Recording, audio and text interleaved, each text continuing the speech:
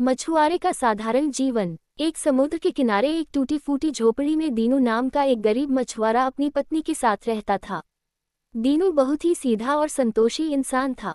वह रोज सुबह अपनी पुरानी नाव लेकर समुद्र में जाता और दिन भर मेहनत करके कुछ मछलियां पकड़ता, जिन्हें बेचकर उसका गुजारा होता था।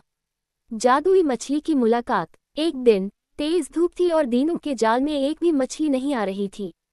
शाम होने को थी, तभी उसके जाल में भारी हलचल हुई। जब उसने जाल खींचा तो उसमें से एक छोटी चमकती हुई सुनहरी मछली निकली। तभी एक चमत्कार हुआ। वह मछली इंसानी आवाज में बोलने लगी, हे भले मछुआरे, मुझे वापस पानी में छोड़ दो। मैं कोई साधारण मछली नहीं, एक जलपरी हूँ।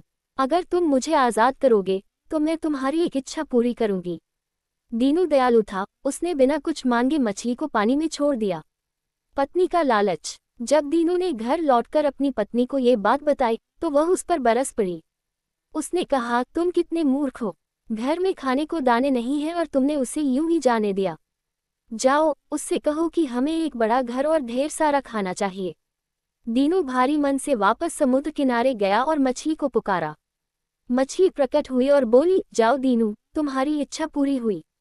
लालच की सीमा। जब दीनू वापस आया तो वहां झोपड़ी की जगह एक सुंदर पक्का मकान था और उसकी पत्नी कीमती कपड़ों में सजी थी।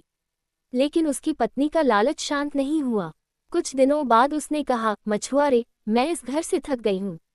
अब मुझे एक भव्य महल चाहिए और मैं इस पूरे राज्य की रानी बनना चाहती हूँ। दीनू फिर गया और मछली ने उसकी यह इच्छा भी पूरी कर दी। अब दीनू की पत्नी रानी बन चुकी थी और वह बहुत घमंडी हो गई थी। सब कुछ खोना कहानी का अंत। अंत में पत्नी का लालच इतना बढ़ गया कि उसने कहा, दीनू, जाओ और उस मछली से कहो कि अब मैं समुद्र की रानी बनना चाहती हूँ और वह सुनहरी मछली मेरी नौकरानी बनकर रहेगी।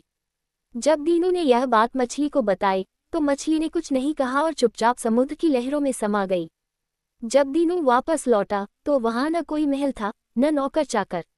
वहां फिर से वही पुरानी टूटी हुई झोपड़ी थी और उसकी पत्नी फटे हाल में खड़ी रो रही थी। सीख मॉरल। लालच बुरी बला है। जितना हमारे पास है हमें उसी में संतोष करना चाहिए, वरना जो हमारे पास है हम उसे भी खो देते हैं।